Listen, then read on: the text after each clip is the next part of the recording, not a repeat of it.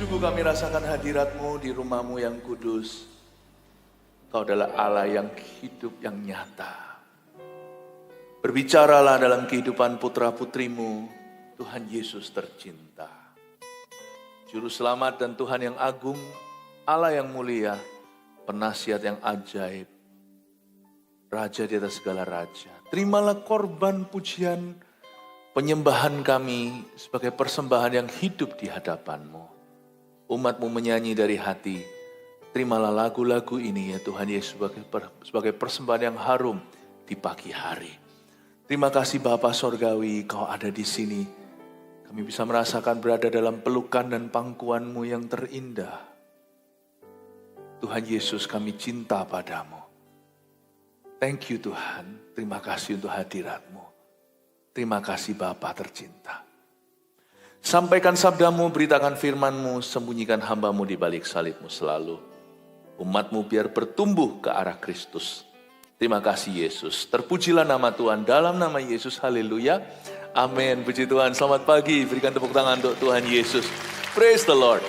Sebelum duduk, katakan kanan kirinya, Tuhan akan memberkati kehidupan Anda. Saya akan memulai sesi pagi ini dengan menayangkan sebuah laporan kemenangan dari Kupang. Saya bernubuat di dalam nama Tuhan Yesus bahwa hari-hari KKR telah kembali. Kita akan melihat ke depan ini. Nubuatan ini akan digenapi. KKR besar di sana sini. Bukan acaranya, tetapi bagaimana sorga memenangkan jiwa-jiwa. Sungguh-sungguh hari-hari di mana sorga akan dipenuhi, neraka akan dikosongi, telah tiba. Berikan tepuk tangan untuk laporan kemenangan ini.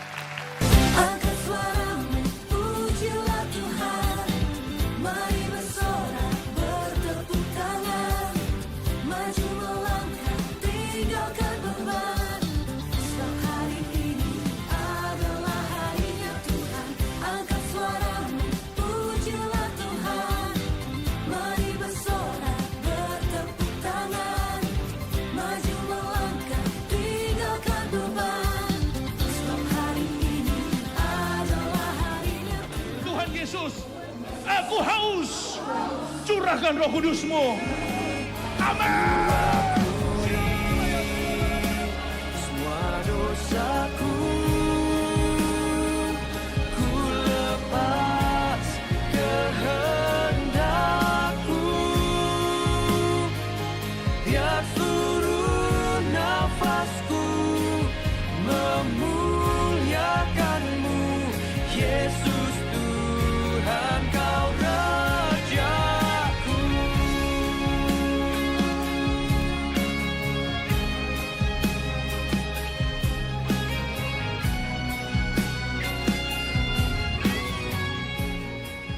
Mari kita kembalikan semua kemuliaan bagi Tuhan Yesus.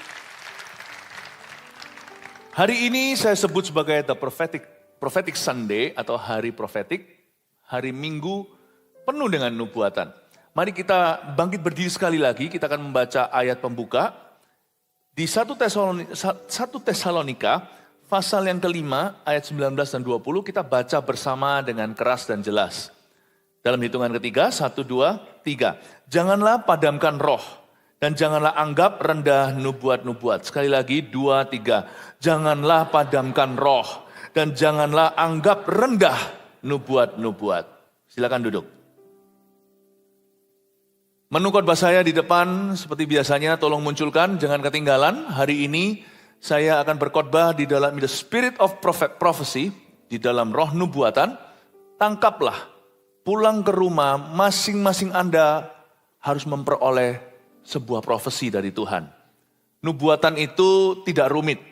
Nubuatan itu salah satunya berunsur prediksi. Tapi tidak semuanya nubuatan itu memprediksikan. Nubuatan itu juga berarti Tuhan yang berbicara secara langsung dalam hati kita, meskipun selalu melalui firman. Ini ibadah 1-5. Sekarang kita memulai di ibadah pertama yang saya beri judul Talitakum. Yesaya 60 ayat 1-4 menjadi ayat pembahasan kita.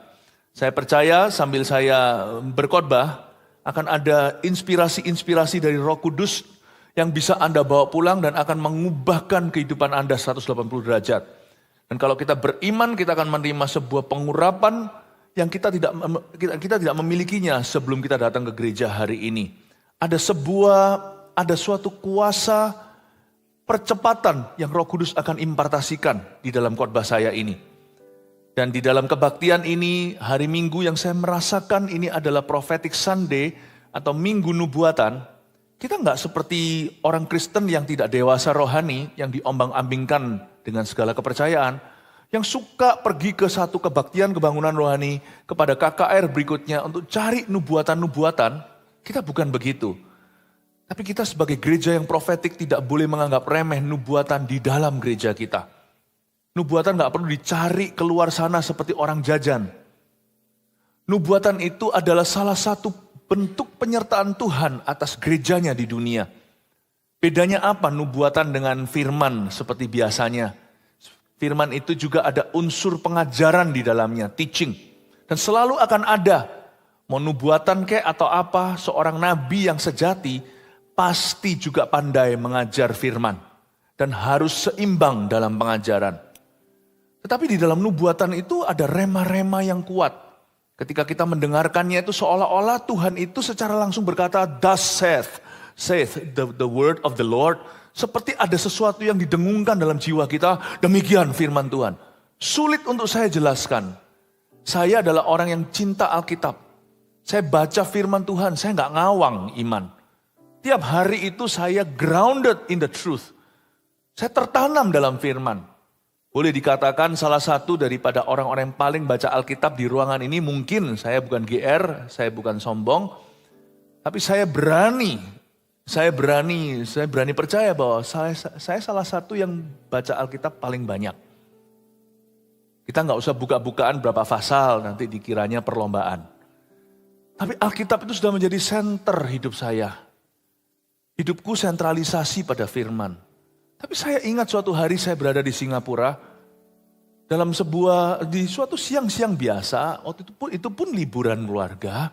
Ini terjadi sekitar 14 tahun yang lalu, saya mengalami sesuatu.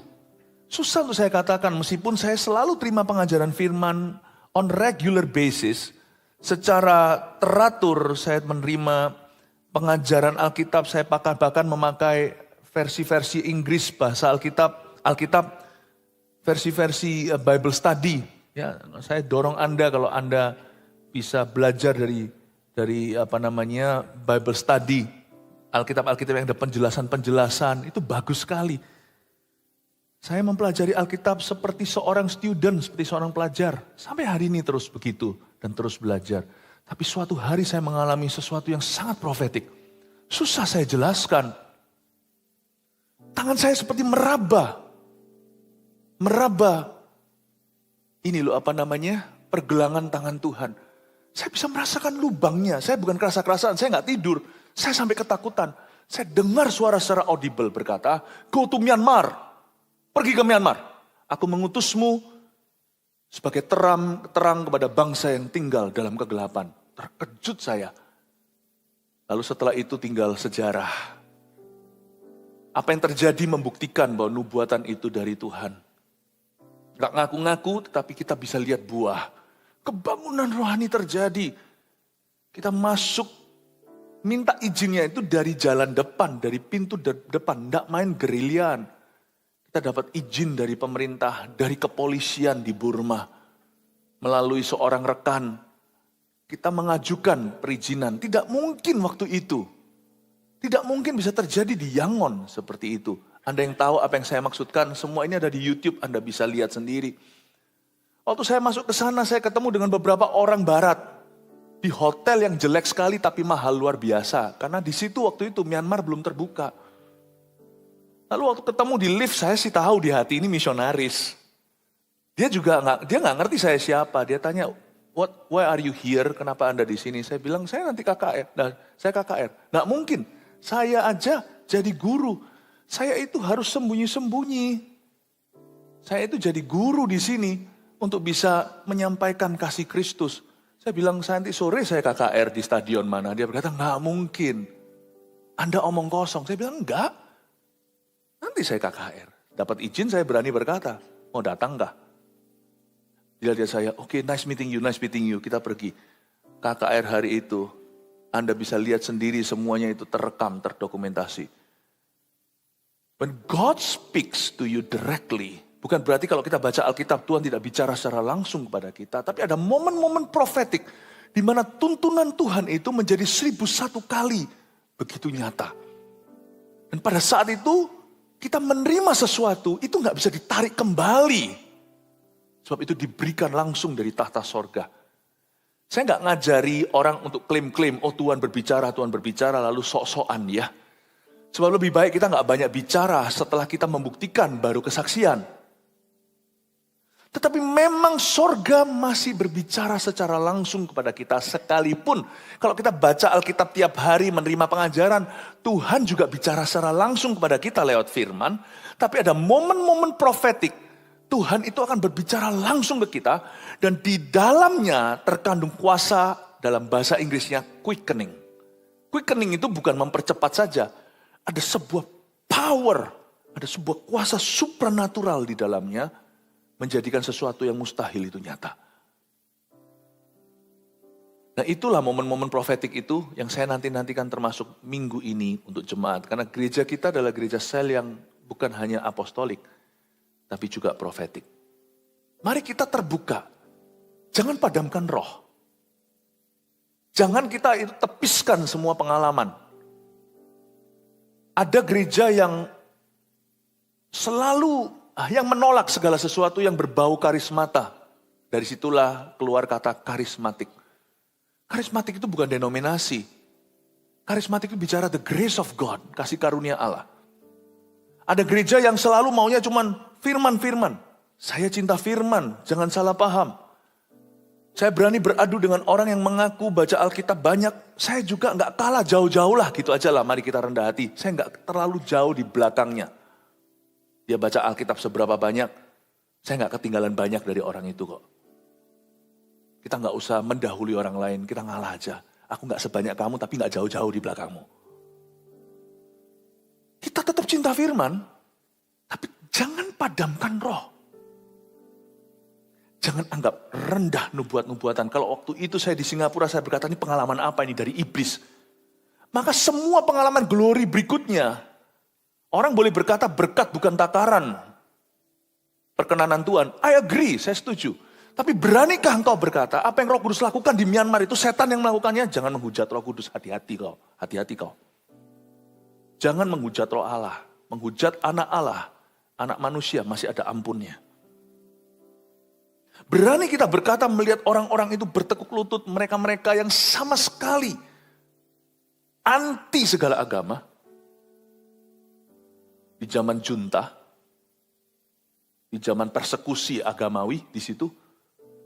Coba bayangkan, berani melihat orang-orang itu mengalami Kristus itu roh setan. Mereka disembuhkan dan mereka berkata, terima kasih Yesus, aku mencintaimu, itu roh jahat. You dare to say that? You're facing God. Dan hari itu apa yang saya alami di Singapura, itu angan-angan. Itu adalah buatan-buatan. Tentunya waktu saya jalan masuk dari pintu depan, minta izin itu pasti ditertawakan dan berkata, keluar kamu dari negara ini. Saya masuk, bukan saya, tapi rekan yang mewakili. Tidak ada yang berani menolaknya dan berkata, izin diberikan, menteri-menteri pun datang. Coba bayangkan, itu kalau bukan Tuhan. Jangan ngaku-ngaku Tuhan bicara kepadamu, tunjukkan bukti. Dan orang akan berkata, kalau Tuhan tidak berbicara, tidak mungkin. Itu bisa terjadi. Saya ingin menjelaskan dulu di kebaktian pertama, di Prophetic Sunday ini, what is prophecy? Apa itu? The spirit of prophecy. Ya, nah sekarang mari kita lihat profesi-profesi, nubuatan-nubuatan yang Tuhan berikan kepada kita di hari Minggu ini, Yesaya 60. Kemuliaan Sion yang akan datang, saya bacakan dulu 4 ayat. Bangkitlah, menjadi teranglah, sebab terangmu datang dan kemuliaan Tuhan terbit atasmu. Sebab sesungguhnya kegelapan menutupi bumi dan kekelaman menutupi bangsa-bangsa. Tetapi terang Tuhan terbit atasmu dan kemuliaannya menjadi nyata atasmu. Bangsa-bangsa berduyun-duyun datang kepada terang-Mu, dan raja-raja kepada cahaya yang terbit bagimu. Angkatlah mukamu dan lihatlah ke sekeliling. Mereka semua datang berhimpun kepadamu.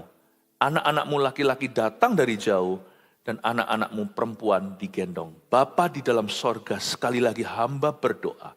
Ketika hambamu mulai menelusuri setiap ayat, setiap huruf, setiap kata, biar jemaatmu menangkap roh nubuatan bagi hidup mereka. Biar masing-masing ya Tuhan Yesus memperoleh kuasa untuk bangkit ya Tuhan Yesus dari situasinya. Dan untuk menggapai apa yang sorga nyatakan dalam dirinya. Terima kasih Tuhan, biar setiap ayat yang hamba-Mu bahas, ya Tuhan Yesus di dalamnya syarat wahyu dan hikmat. Ya Tuhan, segala rema-rema, ya Tuhan Yesus Kau jatuhkan dari tahta dan meja-Mu. Bahkan ya Tuhan Yesus, anjing pun makan remah-remah. Jangan berikan remah kepada jemaat-Mu, karena mereka putra-putri sorgawi. Berikan pada mereka remah, bukan remah. Ya Tuhan Yesus, beri mereka roti. Di dalam nama Yesus tercinta yang ajaib hamba berdoa. Amin. Kata pertama ayat 1, bangkitlah. Katakan bangkitlah. Kata bangkitlah di sini adalah kata yang sama yang Yesus pakai. Meskipun bahasanya beda. Karena di dalam kitab Yesaya itu pakai Ibrani. Di zaman-zaman perjanjian baru itu pakai bahasa Aramaik dan pakai bahasa Yunani. Maka kata bangkitlah di sini unsur katanya sama dengan yang Yesus pakai untuk membangkitkan seorang anak perempuan. Talitakum. Kemarin pada waktu gereja kita ditahbiskan, saya sempat bagikan.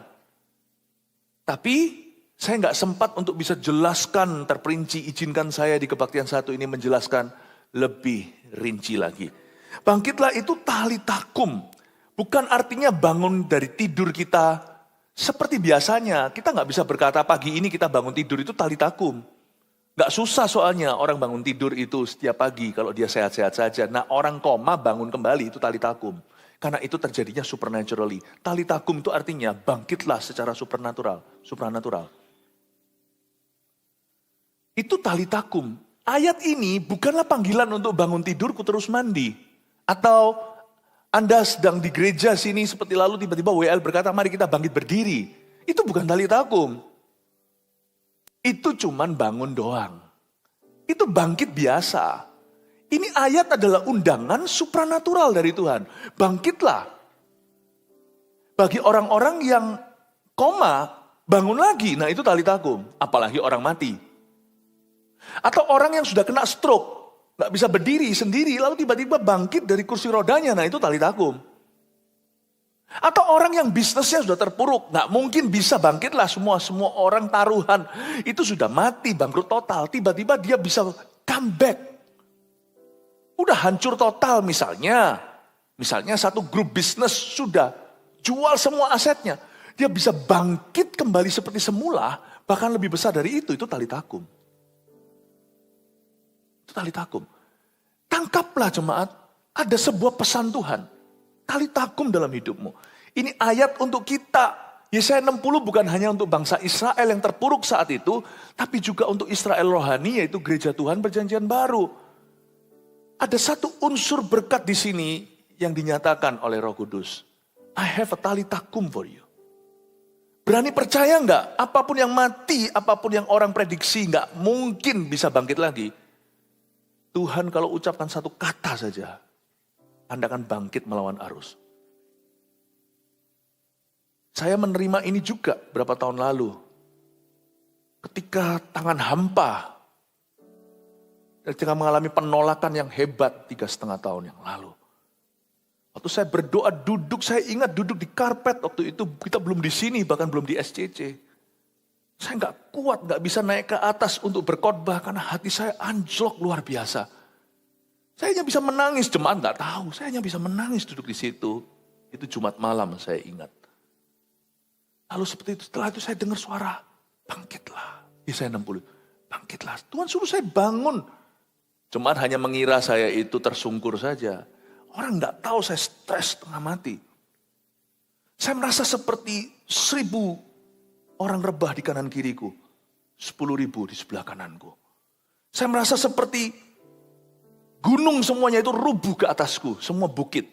20 tahunku itu. Begitu aja terkuras habis.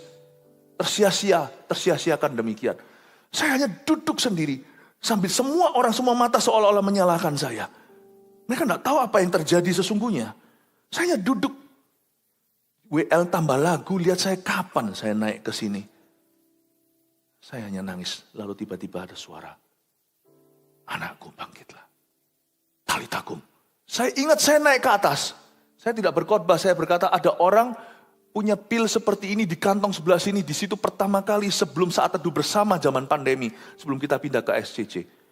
Tuhan memberikan pada saya sebuah karunia yang saya tidak miliki secara nyata sebelumnya. Yaitu karunia berkata-kata dengan pengetahuan. Saya bisa tahu pilnya warna apa di kantong sebelah mana. Itu orang maju ke depan dan nangis-nangis. Saya masih ingat di doa malam tersebut. Saya bilang ada orang di sepeda motornya ada rokok modelnya gini, vapingnya warna begitu. Orang itu maju dan berkata, ada di sepeda motorku. Saya taruh di situ. Itu waktu saya naik ke atas sana talitakum dari orang yang gak mampu berkhotbah lagi. Menjadi orang yang berhikmat dan marifat. Itu bukan saya. Itu talitakumnya Tuhan. When God says bangkitlah, berarti Tuhan memberimu kuasa. Memberimu kekuatan untuk bangkit. Dan memberimu karunia yang baru. Bapak Ibu di sini ada orang-orang saya merasakan dalam spirit saya. Ada orang-orang yang sudah merasa terpuruk. Nggak mungkin bisa bangkit. Pernikahannya sudah diambang perceraian. Pekerjaannya sudah bangkrut total. Dia sudah dililit hutang. Ingatlah pagi ini engkau mendengarkan sebuah pesan dari Roh Kudus. Bangkitlah talitakum. Katakan kanan kirinya talitakum. Amin. Setiap kita butuh kata bangkitlah. Kalau ini hanya nubuatan sementara, Tuhan pasti mengucapkannya lewat mulut Nabi, tidak mungkin menuliskannya. Tapi Yesaya menuliskannya sebagai ayat, Yesaya 60 ayat 1. Berarti ini ayat terus berguna bagi hidup kita. Just in case, jikalau Anda berada dalam kondisi terpuruk, ingatlah Yesaya 60 ayat 1 kalimat pertama. Bangkitlah, menjadi teranglah, sebab terangmu datang. Kata menjadi teranglah di sini itu artinya set on fire, aneh ya. Bukan menjadi terang, tapi berapi-apilah. Aneh. Kata bangkitlah disambung dengan berapi-apilah. Tuhan itu gak suka orang Kristen yang suka berkata gini, aku akan bangkit tapi pelan-pelan ya. Gak ada bangkit itu pelan-pelan itu gak ada. Aku akan berubah tapi kasih aku waktu. Gak ada. Gak ada. Aku mau lepas narkoba tapi turunkan dosisnya. Mana ada begitu. Mana ada. Aku mau berhenti pornografi, tapi bulan depan. Tuhan berkata, bangkitlah itu, bangkit secara supranatural. Dari sisi Tuhan, supranaturalnya. Dari sisi kita, radikalnya. Orang kalau bangkit itu mesti radikal. Kalau Anda disuruh ngampuni musuhmu, jangan hanya ampuni. Kasihi. Love your enemy. Tuhan gak suka orang tanggung. Jangan sesuaikan Tuhan dengan dirimu. Jangan suruh Tuhan turun gunung. Anda yang naik ke gunung Tuhan. Mazmur 24, siapa bisa mendaki ke bukit Allah. Tuhan akan memberimu kuasa untuk bangkit. Hari itu saya juga mendapatkan kuasa. Entah gimana saya merasa kaki saya itu dapat kekuatan untuk bangun. Naik ke atas, lanjut khotbah. Dan hal pertama yang keluar dari mulut saya adalah hikmat marifat. Dan itu mempersiapkan ternyata di masa pandemi. Saat teduh bersama. Makan rotinya begitu terus. Bangkitlah menjadi teranglah. Setelah bangkit Tuhan suruh kita berapi-api. Ini bukan menjadi terang. Anda harus tahu di mana ada api di situ ada terang. Where there is fire there is light. Set on fire. Kalimat ini jangan disalahpahami. Bangkitlah menjadi teranglah. Tapi ayat ini sebenarnya berarti setelah kamu bangkit berapi-apilah. Jangan tanggung. Cari Tuhan itu harus sungguh-sungguh. Sebab terangmu datang. Terang itu menyusul api. Biarlah rohmu menyala-nyala dan layanilah Tuhan. Biarlah rohmu menyala-nyala dan layanilah Tuhan. Biarlah rohmu menyala-nyala dan layani Tuhan. Kalau hari ini Anda bangkit dari situasi Anda, jangan tanggung Bapak, Ibu, dan Saudara. Segera kita berapi-api untuk Tuhan. Kalau Anda bangkit dari dosa, langsung melayani Tuhan. Dan kemuliaan Tuhan terbit atasmu. Kalau Anda baca kemuliaan Tuhan terbit atasmu di sini, kemuliaan Tuhan di situ artinya adalah bahasa Yunaninya kabot. Kalau Anda gampang lupa, mungkin ini membuat Anda mudah ingat. Kabot kalau di sini orang-orang di Surabaya, bahasa Jawa itu ada satu kata, abot, yang artinya berat. Kabot itu juga artinya berat. Cuman bukan berat stres. Kabot itu artinya berat yang berbobot dari Tuhan. Itu kabot. Misalnya ya, Anda kalau bicara dengan satu orang, setelah setengah jam bicara sama dia itu, pembicaraannya itu tidak berbobot. Anda juga bisa merasakannya. Hal-hal yang percuma, yang sia-sia, hal-hal yang bahkan mungkin tidak sia-sia, hal-hal yang terlalu mendasar. Tapi kalau Anda bicara dengan orang tertentu, saya dengar-dengar ya, ada orang-orang tertentu misalnya, di puji Tuhan hari ini dalam pemerintahan kita, itu ada orang-orang yang pinter luar biasa. Ini bicara tentang intelektual. Saya dengar seorang teman yang kenal seorang pejabat negara, ya, ternyata hari ini kita punya pejabat-pejabat yang baik, yang Tuhan sungguh-sungguh berikan kapabilitas atau kemampuan untuk memimpin negeri. Katanya kalau duduk sama orang itu, pikirannya cepat sekali. Anda nggak mungkin bisa ngikuti, misalnya bicara sama dia 5 menit aja, begitu berbobot buat Anda mikir luar biasa. Saya bersyukur orang-orang pintar yang pimpin negeri ini. Kita berdoa supaya mereka selalu tulus hati dan takut akan Allah. Ada orang-orang tertentu yang begitu pintar. Khotbah juga sama, khotbah itu tidak mudah. Kita bisa berkhotbah 1 jam versus 1 jam. 1 jam isi khotbah orang-orang yang tidak persiapan dengan 1 jam orang-orang yang persiapan hati dan pikiran serta hidup mereka, itu akan ada bedanya. Akan bedanya. Bedanya adalah banyak karbonya atau banyak proteinnya di dalamnya. Bapak, Ibu, Saudara juga sama. Kita juga bisa punya hubungan yang tidak berbobot.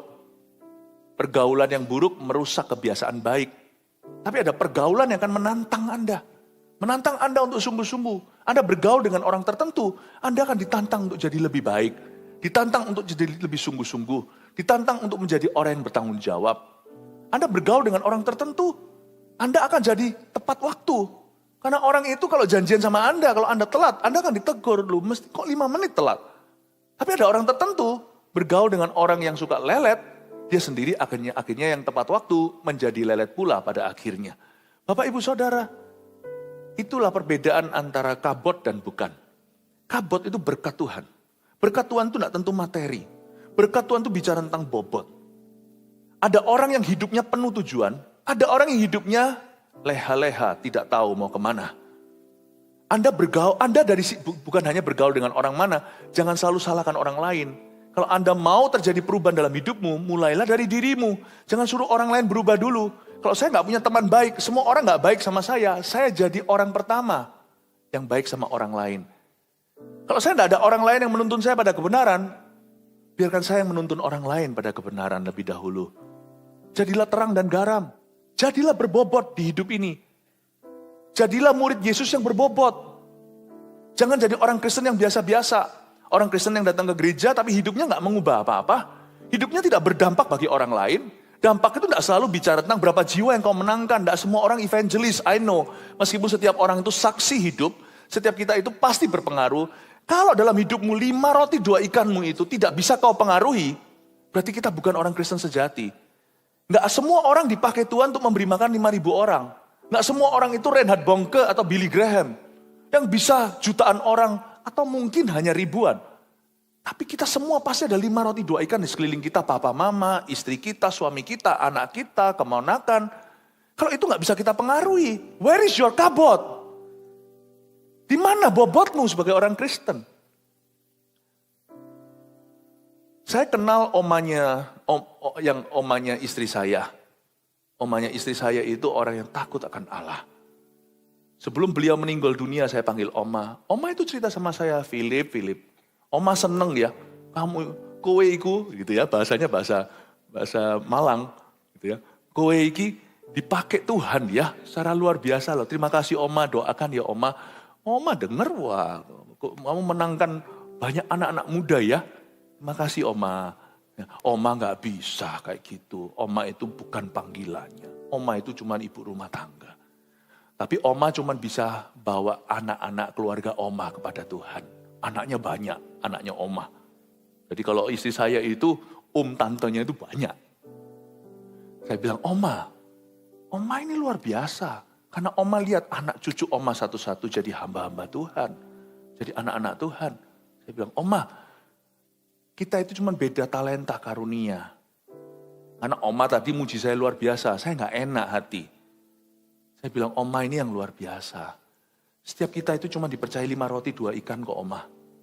Sisanya lebih dari itu tuh adalah Tuhan kok, karunia Allah. Bobot kita cuma 5 roti 2 ikan itu, paling tidak 7 orang di sekeliling kita. Saya bilang, Oma, Philip belajar banyak dari Oma. Doakan ya, saya minta didoakan. Doakan Oma, doakan supaya Philip jadi hamba Tuhan yang setia dan rendah hati. Saya sama Oma mana lebih luar biasa? Nggak ada Tuhan. Sama-sama punya kabot. Cuman talenta karunianya berbeda. Mana kabotmu? 5 roti 2 ikanmu itu. Jangan jadi orang Kristen biasa yang keluar sana. Ada nggak ada Anda, ada nggak ada kita, itu nggak ada bedanya di dunia. Di dunia ini mungkin nggak terasa bedanya lah kalau kita ini orang biasa. Tapi di duniamu harus ada bedanya. Di dunia Anda itu, Anda sebagai bukan tiang garam. Kalau tiang garam jangan jadi, itu istri Lot. Anda sebagai terang dan garam, masa nggak ada bedanya? Ada dan tidak ada Anda di dalam dunia Anda. Mungkin di dunia ini, nggak ada bedanya, ada nggak ada Oma. Oma tidak pergi ke Kupang. Tidak terjadi yang tadi itu sampai puluhan ribu. Tetapi di dunia Oma, perbedaannya sorga dan neraka. 180 derajat, langit dan bumi bedanya. Ada kabut. Ada bobot. Minta sama Tuhan. Jangan hanya bangkit dan berapi-api, minta kemuliaan Tuhan terbit atasmu. Tanya sama Roh Kudus, apa yang harus kulakukan supaya aku berbobot? Mungkin Tuhan tidak akan memberimu job deskripsi, harus begini begitu, karena kerajaan Allah itu tidak selalu manual. Harus ini, harus itu. Tapi mungkin Tuhan ingin mengubah sikap hatimu dulu, cara pandangnya. Ketika kita berkata, Tuhan apa yang harus kulakukan? Mungkin bukan kelakuan yang Tuhan pertama-tama koreksi. Mungkin cara pandang yang salah. Tuhan akan mulai mengubah cara pandang Anda. Waktu Anda masuk hadirat Allah, tiba-tiba beberapa orang menangis hancur hati. Padahal nggak cengeng orangnya. Tapi ketika dia mulai dihancurkan hatinya, dia mulai memahami, ya Tuhan aku terbeban untuk orang lain. Mungkin bukan kelakuan, tapi tiba-tiba mulai terbeban. Cara pandangnya diubah. Dahulu kekristenannya adalah melulu tentang dirinya. Tapi setelah dia masuk hadirat Allah, dapat nubuatan ini, hatinya berapi-api. Dia ingin berguna. Dimulai dengan sebuah kerinduan, ingin berguna. Lalu ketika ada suatu pengumuman, Servolution misalnya. Siapa di sini mau melayani Tuhan? Ikut MSJ 12. Dulu selalu mencibir dan kata, apa itu MSJ 12?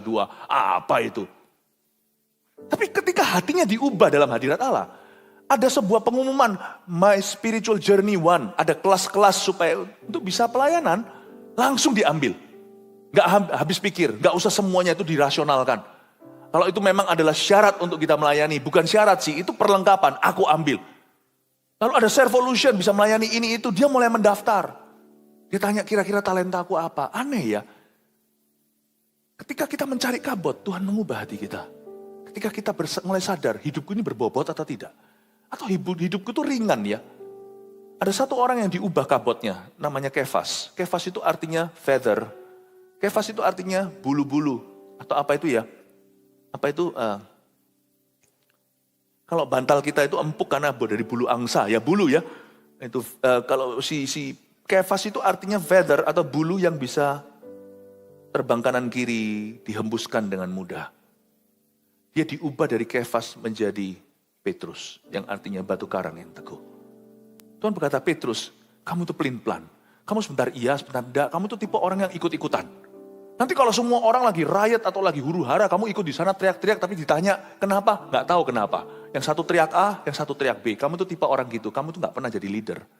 Tapi aku, Yesus, akan mengubahmu. Dari Kefas, kamu akan berbobot. Kamu akan jadi batu karang yang teguh di atasmu.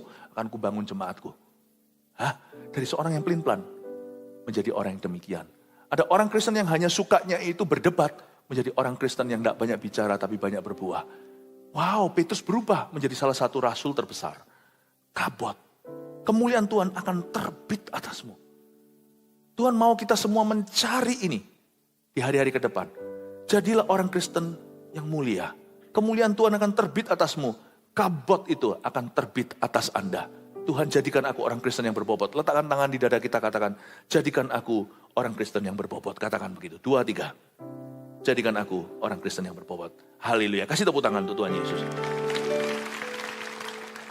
Ayat 2, sebab sesungguhnya kegelapan menutupi bumi. Dan kekelaman menutupi bangsa-bangsa, tahan di sana. Ada sebuah nubuatan di sini yang tidak enak sebenarnya. Tapi ini fakta.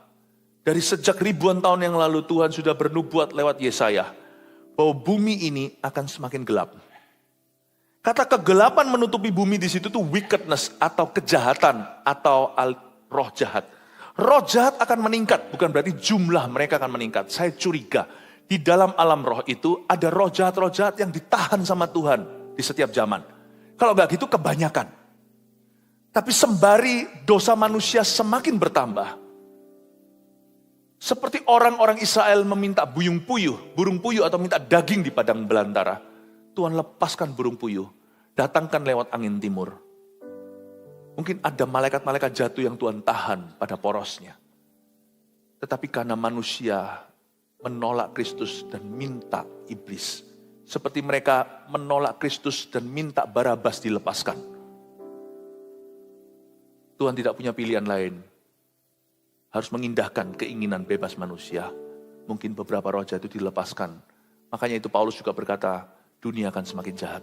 Kasih manusia akan semakin dingin. Kejahatan silih berganti. Saya curiga menjelang akhir zaman. Roh-roh jahat semakin banyak. Bukan berarti jumlah mereka banyak itu diciptakan baru. Tapi roh jahat itu memang banyak. Hanya Tuhan yang tahu jumlah malaikat yang jatuh. Hanya Tuhan tahu jumlah seluruh malaikat sebenarnya yang jatuh maupun yang tidak. Semua malaikat bala tentara Allah sebelum kejatuhan mereka, sebagian di antara mereka. Berapa jumlah sesungguhnya? Apakah lebih banyak dari jumlah manusia? Saya nggak tahu. Tapi lihat bagaimana zaman sekarang, zaman edan, setiap manusia kesurupan. Anda lihat sekarang, orang itu begitu nafasnya antikristus di seluruh bumi. Setan itu banyaknya luar biasa di mana-mana. Di gereja juga ada setan? Ada. Tapi setan akan diikat di sini, akan dilawan. Namanya orang berdosa datang ke rumah Tuhan pasti membawa sesuatu, bukan? Ada juga yang masih membawa jimat, ada yang masih membawa kepercayaan-kepercayaan yang salah. Kedagingannya, bermaksud untuk mencuri, bermaksud untuk mencelakai. Setan itu ada di mana-mana. Ada di pikiran manusia, dan itu bukan halusinasi. Iblis itu bukanlah sesuatu, bukanlah negatif, bukanlah arus negatif. Iblis itu adalah seorang person, seorang pribadi. Setan itu ada. Dia seorang person. Malaikat itu juga masing-masing seorang person. Setiap roh jahat itu seorang person. Tapi mereka bukan manusia. Berapa banyak jumlah mereka saya tidak tahu. Tapi mereka ada banyak sekali. Dan Alkitab mengatakan kegelapan akan menutupi bumi. Berarti roh jahat itu akan menutupi seluruh bumi. Siapa yang diluputkan? Mereka yang beriman kepada Tuhan. 1 Yohanes katakan. Siapa yang mengalahkan dunia? Siapa yang mengalahkan dunia? Yaitu mereka yang percaya Yesus adalah Tuhan. Tapi bumi ini akan penuh dengan kegelapan. Wickedness will increase on earth. Lalu kalimat berikutnya, dan kekelaman menutupi bangsa-bangsa. Kalau tadi yang pertama kegelapan, sekarang kekelaman. Kekelaman ini bukan roh jahat, tapi depresi. Gloomy. Awan abu-abu membuat orang jadi rasa galau. Kekelaman menutupi bangsa-bangsa. Ada 2 fenomena yang akan terjadi di dunia ini semakin hari semakin menjadi-jadi. 1, dunia akan semakin jahat. Kejahatan silih berganti. Kita akan mendengarkan kejahatan yang belum pernah kita dengarkan sebelumnya. Dan di dunia ini tidak akan berhenti sampai Tuhan datang kembali. Yang kedua, dunia ini akan semakin stres. Orang yang depresi akan semakin banyak. Orang Kristen kalau nggak hati-hati, juga akan kena. Karena roh depresi itu luar biasa. Luar biasa. Saya bukan orang yang super pekah. Saya juga bukan orang yang ngeroh. Pergi kemana-mana, maunya lihat setan dan tengking-tengking. Enggak. Saya kalau liburan mau pergi ke tempat-tempat yang banyak berhalanya juga, saya bisa nikmati kok. Tapi saya juga hati-hati untuk tidak pergi ke sembarang tempat. Saya pernah sekali Tapi saya tidak bisa sangkali manusia roh saya itu juga merasakan sesuatu. Misalnya kalau saya datang ke sebuah kota atau datang sebuah negara, tiba-tiba saya merasa tertekan gitu. Anehnya, malahan saya tidak rasakan ini banyak-banyak di Indonesia. Malah di negara-negara maju. Kalau saya mendarat di situ, misalnya saya baru sampai ke airportnya itu saya rasa kayak, saya kira itu saya lagi awalnya. Untungnya saya belajar dewasa rohani, nggak selalu itu melulu itu pasti diriku. Saya belajar untuk menguji dulu, belajar untuk membeda-bedakan roh. Waktu saya mendarat di situ, saya tiba-tiba rasa kayak depres gitu. Saya rasa seperti depresi gitu, tekan sekali. Saya kaget, kenapa ya ini? Kenapa aku sedih setengah mati ya? Padahal baru sampai di airport harusnya senang ya. Udah mendarat dari pesawat, udah naik pesawat begitu lama. Saya rasa kayak depresi. Tiba-tiba seperti dalam hati saya ada suatu kesadaran, ini bukan aku ini. Ini adalah spiritnya negara ini. Depres sekali. Lalu saya langsung berdoa lah. Waktu lagi mendarat masih di pesawat, untungnya masih ramai itu. Gelindingan rodanya. Gitu. Orang gak dengar saya doa. Saya langsung berdoa, Tuhan Yesus, tutup bungkus kami dengan darah Yesus. Aku tengking roh-roh depresi untuk pergi dalam nama Yesus. Tiba-tiba plong. Aneh. Bukan bergantung feeling ya. Tiba-tiba rasa plong. Kayak orang itu ditali sini ya dadanya, tiba-tiba dibuka gitu bisa nafas lega. Setelah itu saya dengar cerita bagaimana di situ banyak orang bunuh diri. Banyak orang bunuh diri. Memang stres. Saya merasakan itu di Belanda juga. Apalagi Belanda itu selalu abu-abu gitu. Kanada. Orang stres gila, banyak sekali depresinya. Puji Tuhan ROSC di mana-mana mesti lawan yang seperti itu. ROSC di Kanada dengarkan. Jangan gloomy kalau datang ke gereja. Berapi-api, biarlah rohmu menyala-nyala. Bukan kita orang gila kita untuk menari-nari sendiri. Kita harus lawan itu dengan roh yang berlawanan. Kalau di seluruh ruangan itu ada gosip dan benci. Anda harus sengaja melayani, ambilkan piring dulu. Tunjukkan kasih, demonstrasi kasih. Supaya hancur kuasa yang bekerja di ruangan itu. Kalau negara itu gloomy seperti itu, ROSC Netherlands. Sebentar lagi kita akan buka kebaktian perdana atau sudah? Belum, sebentar lagi kita akan mendirikan secara sah gereja lokal kita di Belanda. Kasih tepuk tangan untuk Tuhan. Dalam waktu-waktu ini, minggu-minggu ini. Kalau itu gloomy, lalu Anda melihatkan misalnya langitnya selalu abu-abu begitu. Korea. Wah, Korea itu tingkat bunuh dirinya luar biasa. Jangan Anda lihat drakornya indah. Itu nggak asli. Kehidupan asli di situ itu, lu nggak cantik, lu nggak cakep, dibully. Itu beda.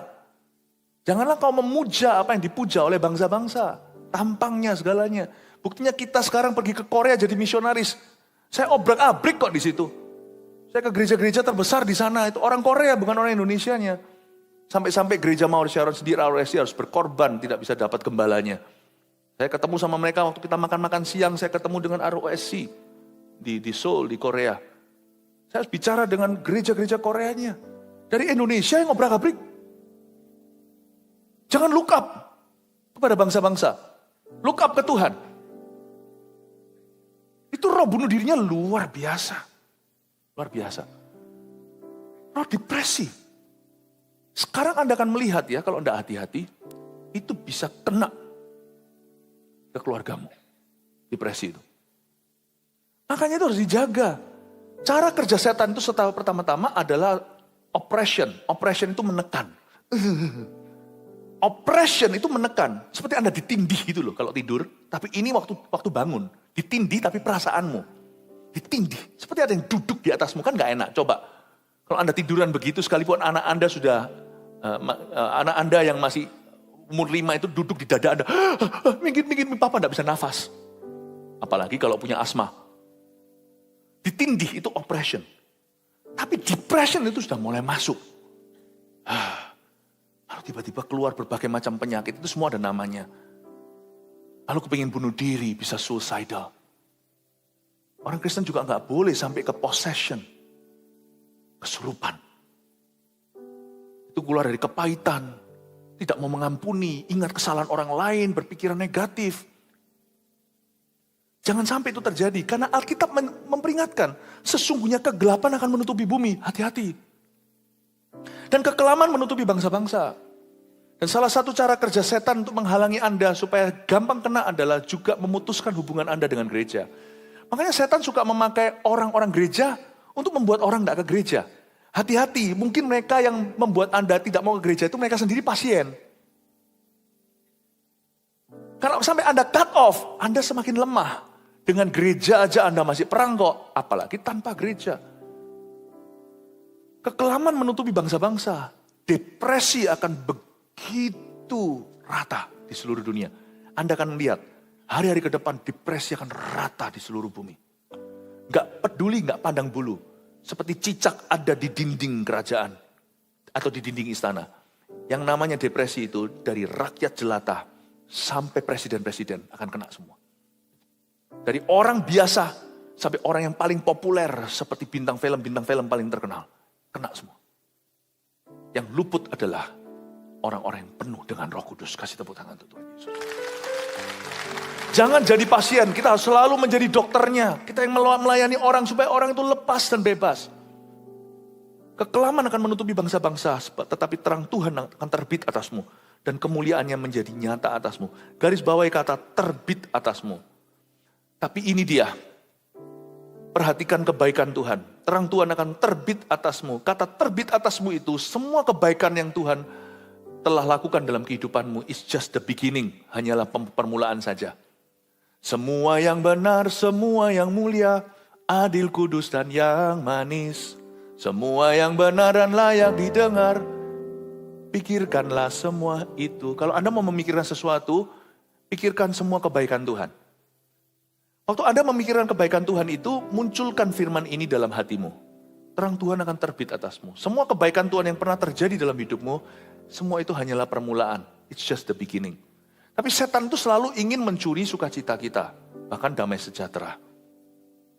Waktu saya memikirkan ya, ini pengalaman saya. Waktu saya memikirkan semua kebaikan Tuhan. Wah, Tuhan itu baik ya. Saya pikirkan Tuhan itu baik sekali. Begini, begitu. Saya pikirkan kebaikan Tuhan dalam keluarga saya. Saya pikirkan kebaikan Tuhan di gereja kita. Saya pikirkan kebaikan Tuhan. Wow, God is so good. Semua itu baik. Kebaikan Tuhan itu, saya selalu ngomong gini sama anak-anak saya. When you walk with Jesus, waktu kamu jalan dengan Tuhan, gak ada yang disia-siakan. Perkara baik maupun perkara buruk, itu semuanya dirajut menjadi rencana yang terindah dalam hidup Anda. Saya ngomong begitu.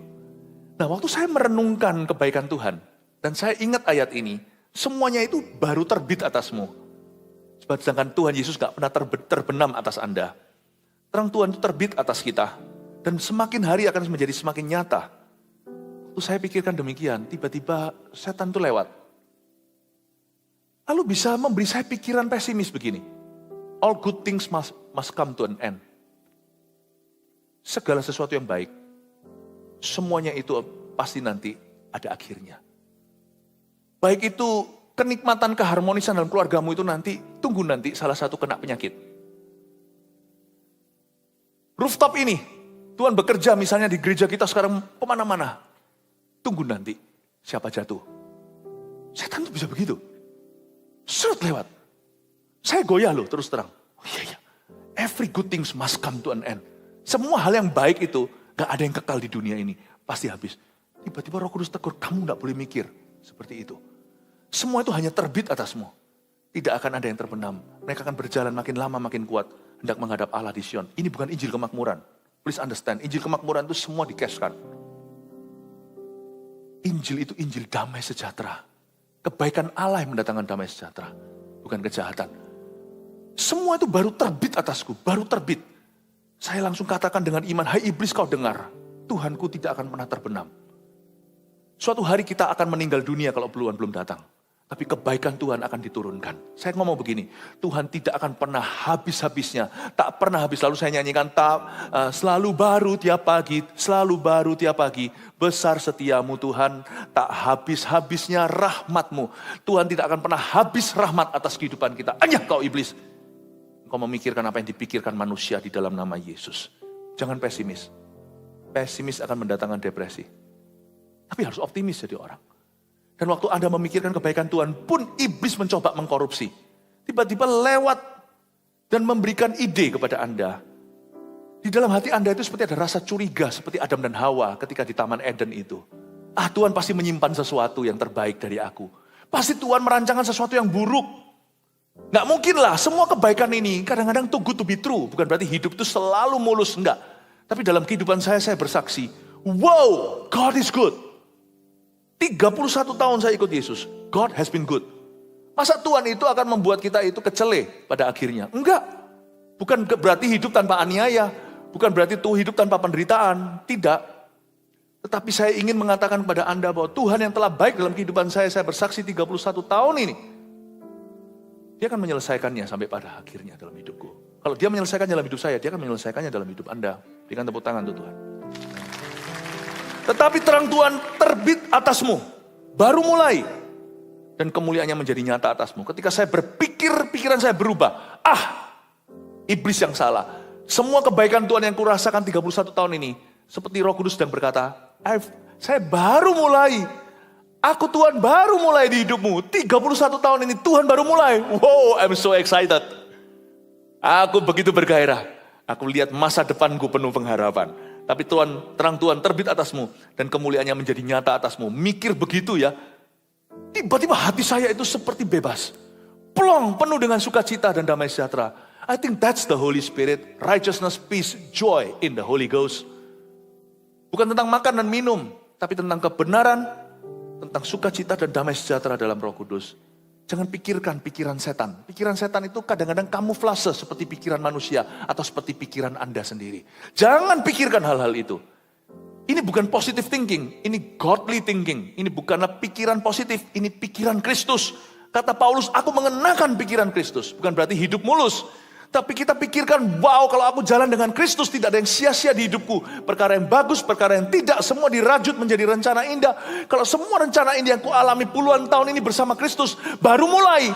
Aku gak bisa bayangkan puluhan tahun ke depan itu kira-kira seperti apa. Only better, hanya lebih baik daripada sekarang. Haleluya, kasih tepuk tangan untuk Tuhan. Ayat 3, bangsa-bangsa berduyun-duyun datang kepada terangmu. Dan raja-raja kepada yang terbit bagimu. Dan coba Anda garis bawahi kata berduyun-duyun datang. Di situ adalah sebuah nubuatan bahwa blessings will come in shifts. Atau berkat-berkat yang akan datang secara shift-shiftan. Seperti satpam, shift pagi, shift malam. Atau orang yang bekerja di toko swalayan 24 jam. Berduyun-duyun datang. Dengar baik-baik Bapak Ibu Saudara, saya menubuatkan dalam nama Yesus bahwa ada berkat-berkat yang Tuhan belum nyatakan di hidupmu yang akan segera datang. Mereka akan berduyun-duyun datang. Mereka akan datangnya shift-shiftan dalam kehidupan Anda. Kasih tepuk tangan untuk Tuhan. Makanya itu Injil adalah kabar baik. Injil itu good news. Ayat 4. Angkatlah mukamu dan lihatlah ke sekeliling. Mereka semua datang berhimpun kepadamu. Kata angkatlah mukamu di sini itu dalam bahasa aslinya itu sebenarnya artinya pardon dan raise. Ampuni, maklumi, lalu angkatlah. Luar biasa. Bukan hanya angkat mukamu gini. Kenapa orang jalan menunduk? Karena trauma. Kenapa orang jalan menunduk? Karena kalah. Kata angkatlah mukamu itu artinya ampuni dulu. Ampuni whoever, siapa yang menyalahimu. Ampuni dirimu dan kegagalanmu. Pardon, artinya maafkan. Lalu baru angkatlah. Kalau Anda tidak mengangkat mukamu, Anda tidak akan bisa melihat ke sekelilingmu. Berkat yang datang shift-shiftan itu. Angkatlah mukamu dan lihatlah ke sekelilingmu. Baru kemudian Anda bisa lihat sekeliling dengan iman. Mereka semua datang berhimpun kepadamu. Anak-anakmu laki-laki datang dari jauh. Dan anak-anak perempuan digendong. Dengan ini saya terakhir jelaskan. Anak-anakmu laki-laki datang dari jauh. Dan anak-anakmu perempuan digendong. Ada berkat yang munculnya sebagai pangkal. Kata anak-anakmu laki-laki sini artinya first fruit blessing. Berkat yang sulung. Tapi ada kata anak-anakmu perempuan. Ini bukan gender yang satu, kelamin yang satu superior. Lebih tinggi dari kelamin yang lain. Bukan. Tapi ini kiasan. Anak-anakmu laki-laki itu your first fruit blessing is coming. Atau berkat sulungmu akan tiba. Berkat yang sifatnya pangkal. Tapi juga ada berkat yang sifatnya dampak. Anak-anakmu perempuan di situ itu branches. Ketika Tuhan memberkati Anda, berkat itu tidak berhenti sehari. Berkat itu masih ada konsekuensinya. Demikian pula kutuk. Amin. Kalau Anda memberkati, Tuhan memberkati Anda hari ini, boom. Itu besok 1 minggu masih ada berkat-berkat menyusul. Kalau nggak percaya, lampu yang wattnya tinggi, ketika Anda matikan, dia masih ada afterglow-nya. Cepat Anda keluar dari ruangan, masih ada cahaya secerca. Dan berkat Tuhan itu wattnya tinggi, ketika dinyalakan dan memberkati Anda, anak-anakmu laki-laki kalau datang, anak perempuanmu juga akan tiba. Sekarang saya tanya, Anda sekarang sedang mengalami glowing-nya atau afterglow-nya dari berkat yang lama? Kalau Anda sekarang mengalami afterglow-nya, cari Tuhan dan kerajaannya, serta kebenarannya. Segala sesuatu ditambahkan. Jangan puas dengan berkat tambahan. Dan kalau Anda sekarang mengalami berkat yang pangkal, first fruit-nya, jangan salah melangkah. Supaya tidak ada berkat yang datang shift berikutnya itu gagal dalam kehidupan Anda. Dan ketika Anda menuai hari ini, menabur lagi supaya panen berikutnya ada tuaian. Dan lihat ya, anakmu laki-laki datang dari jauh, katakan datang dari jauh. Lalu anakmu perempuan digendong, katakan datang dari jauh. Yang kedua katakan digendong. Ada 2 macam berkat, dengan ini saya selesai. Ada berkat yang harus Anda jemput, datang dari jauh. Dia tidak datangnya otomatis. Ada peran Anda, ada bagian. Anak-anakmu laki-laki datang dari jauh. Anda pun lari untuk menyongsongnya. Dia datang dari Tuhan, dia datang 3/4 jalan, tapi Anda harus lari menyongsongnya 1/4 jalan. Ada tali takum yang dari Roh Kudus, itu bangkitnya supranatural dari Tuhan. Kalau bukan Tuhan nggak mungkin bisa terjadi. Tapi dari sisi Anda 1/4 jalan itu namanya bangkit secara radikal. Anda kalau bangkit jangan cuma bangkit saja. Bangkit dan berapi-apilah. Bangkitlah dan berapi-apilah, jadilah teranglah. Tapi juga ada berkat yang digendong datang. Ini adalah blessings that will be carried to you. Seperti kalau kita makan di restoran, itu langsung dihidangkan persis di depan. Anda tidak perlu lakukan apa-apa, itu otomatis diberikan. Kenali berkat seperti apa yang Anda sedang alami. Bisa menilai berkat ini adalah berkat yang merupakan bagian Anda juga harus menyongsongnya. Atau berkat yang Anda tinggal just believe, percaya saja, itu akan diberikan kepadamu. God bless you, biarkan tali takummu terjadi di dalam kehidupanmu tahun ini. Haleluya, berikan tepuk tangan bagi Tuhan. Mari kita semua bangkit berdiri. Terima kasih Roh Kudus, terpujilah nama. Terima kasih Tuhan.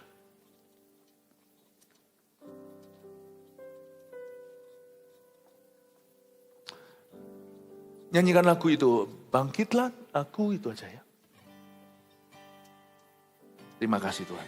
Aku melangkah jalani hidup ini Terima kasih Roh Kudus. dengan segala yang apa aku miliki. Untuk apakah aku ada di sini Tuhan, kalau bukan untuk melayani-Mu? Bangkitkan aku, bangkitkan aku, jadikan aku hamba-Mu yang setia. Bangkitkan aku, bangkitkan aku, bangkitkan aku, jadikan aku hamba-Mu yang berkenan. Nyanyikan dari awal lagi lagu ini, haleluya. Aku melangkah jalani hidup ini bersama dengan waktu yang terus melaju.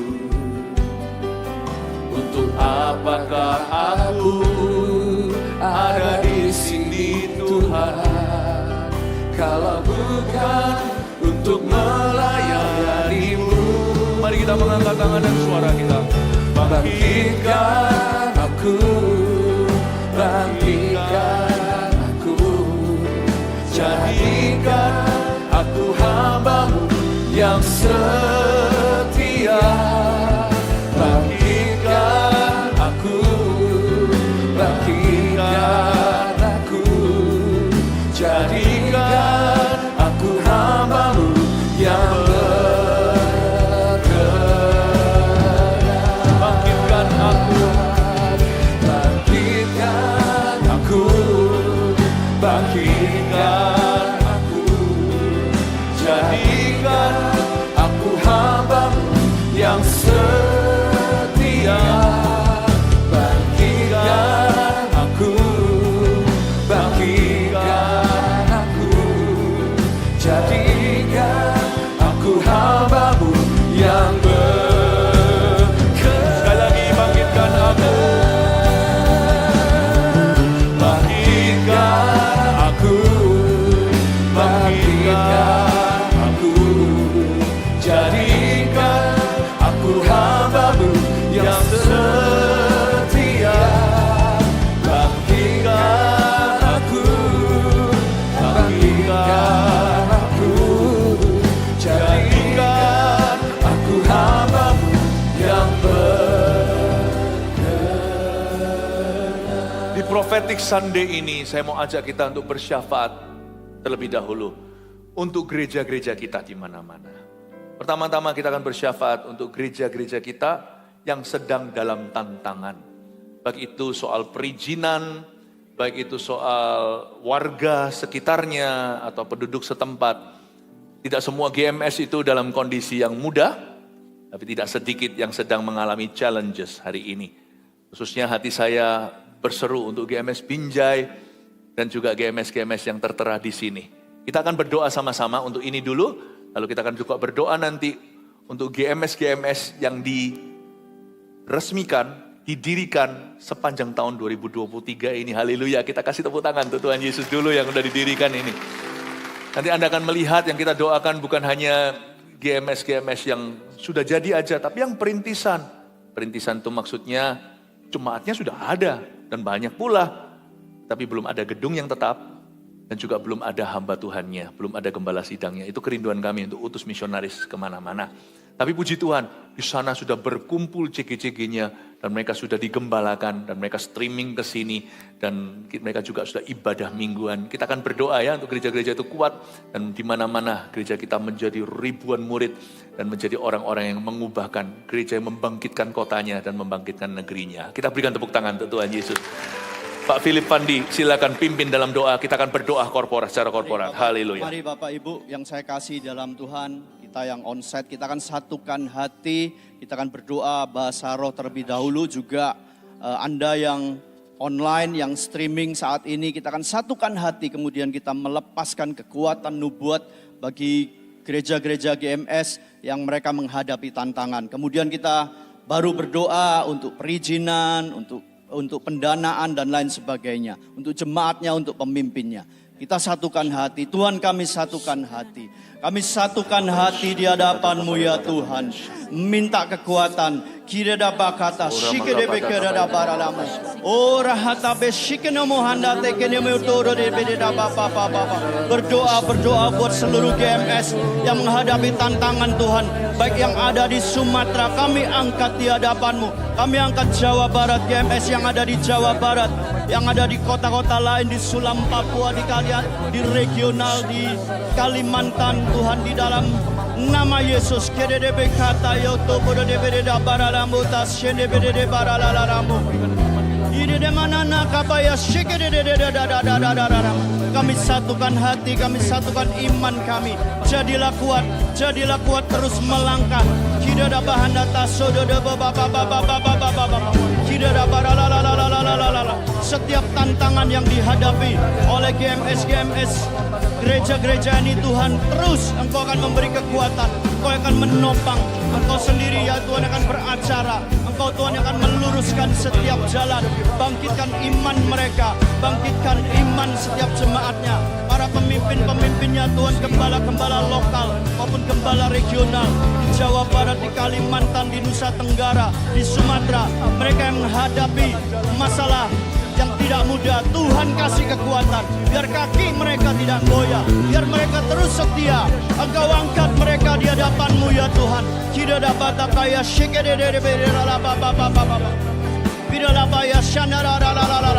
oh, iman yang lemah bangkit kembali. Iman yang lemah dari jemaat di dalam nama Yesus terangkat kembali. Bangkitlah dan jadi terang.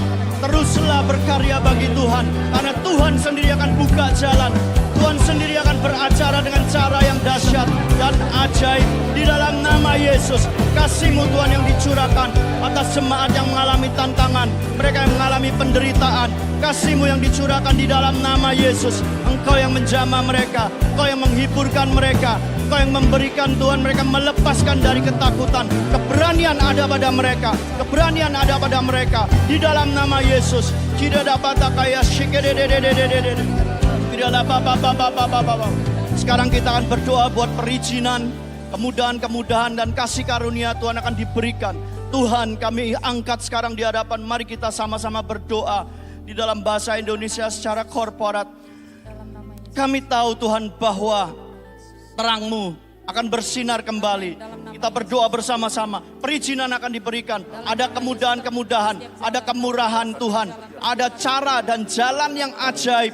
Ada cara Tuhan. Tuhan punya berbagai macam 1001 cara. Tuhan melembutkan hati setiap orang. Instansi-instansi ya Tuhan yang mereka berwenang. Tuhan, kelembutan hati ada pada mereka. Ada roh kebijaksanaan, ada kemurahan hati, kelembutan hati di mana mereka memberikan izin dengan mudah. Warganya, kota-kota di mana mereka berada, Tuhan ubahkan hati mereka dengan kasih Allah, dengan keselamatan, dengan pertobatan kami minta dalam nama Yesus. Jalan-jalan dipermudah, pintu-pintu penginjilan terbuka, pintu ibadah terbuka. Kami lepaskan kasih Allah itu sekarang di dalam nama Tuhan Yesus. Mari jemaat, sekarang kita mau berdoa buat semua GMS yang sudah melahirkan ya perintisan baru di tahun 2023. Kita lihat di sini, kita arahkan tangan. Oke, banyak sekali. Mari kita arahkan tangan. Setiap orang bersuara ya. Kita bersorak-sorai buat semua kelahiran GMS di setiap tempat. Yes. Mari kita semua angkat suara kita berbahasa roh. Kita arahkan tangan. Dari mana yang kita mau berkati, kita mau minta sebuah kemauan rohani. Kuasa kemauan rohani terjadi setiap tempat. Mari berbahasa roh. Konarahabasi kanarabayasi. Konaramaramaramarabayasi kanaramaramasi.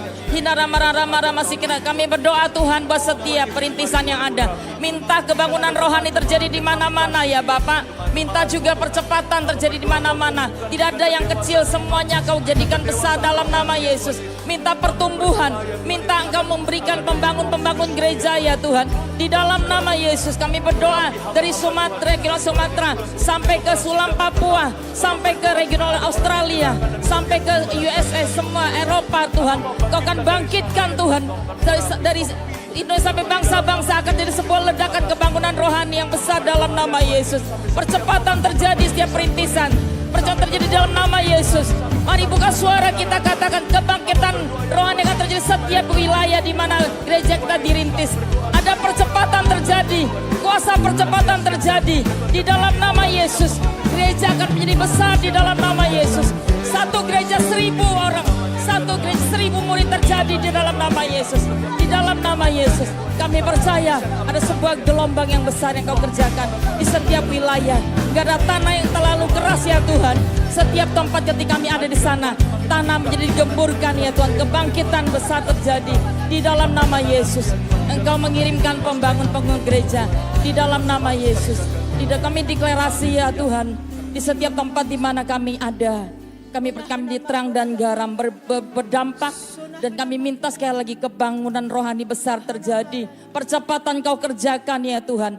Orang-orang yang membangun segera datang dan orang yang merusak akan segera meninggalkan. Kami minta sebuah kuasa percepatan Kau kerjakan di setiap GMS di mana ada ya Tuhan. Dan kami percaya setiap GMS yang dilahirkan menjadi percepatan 1000 murid akan terjadi. Di dalam nama Yesus kami berdoa. Terima kasih Tuhan. Mari bersorak-sorai. Betapa yang sudah berikan kita.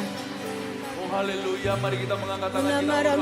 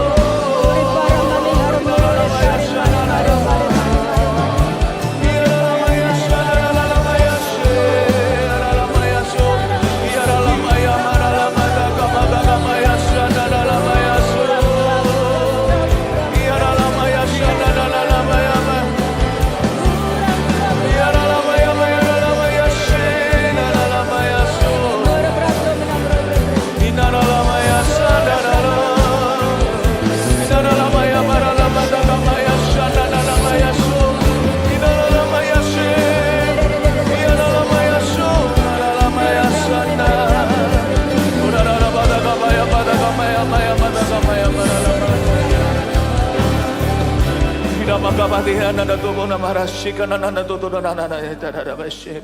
Tuni marawadi kini nama yororo nana itu nama hai tikira nama. Sunu nama tikana nana utukura nana itu betul kamara betul kamahara nada kasum. Nana matikina nana nama yorala dara sunu nama. Nama takavara betul masyu mata kavara nama takusin nana kavara latakini nana mata kaya sunu nana bayama. Ina nama takamaya barala mata kamaya shana nama takamaya ramu barala maya nama takaya nama rama. Sebab Tuhan hendak menyatakan kasih karunia-Nya dalam hidupmu. Engkau yang selama ini dalam kegelapan, ada depresi yang menguasai engkau.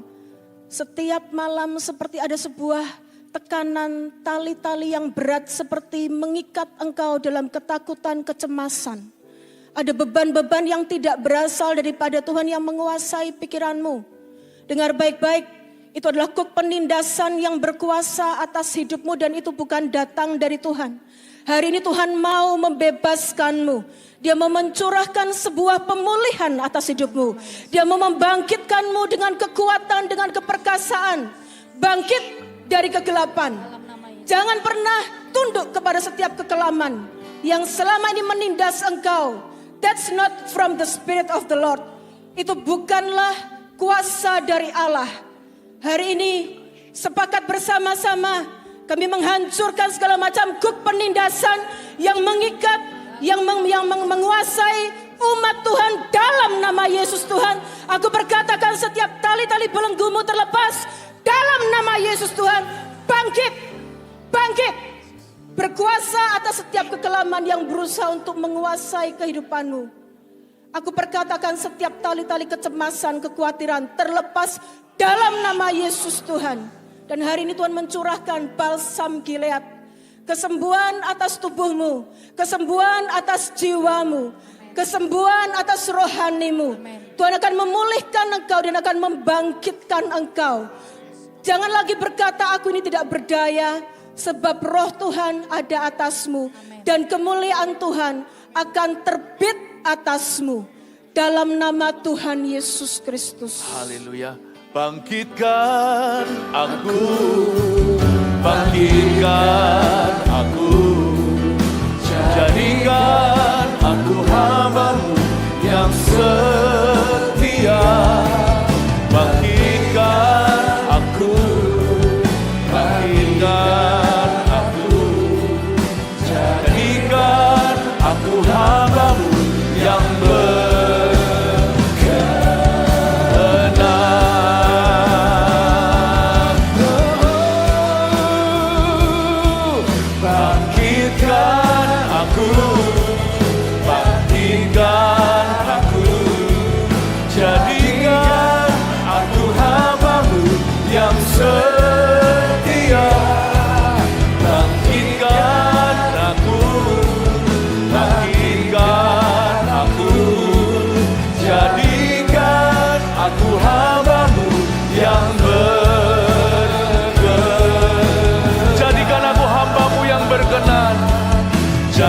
jadikan aku hamba-Mu yang berkenan.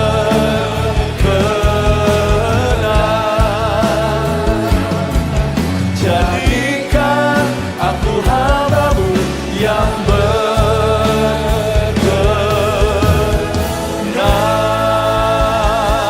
Haleluya.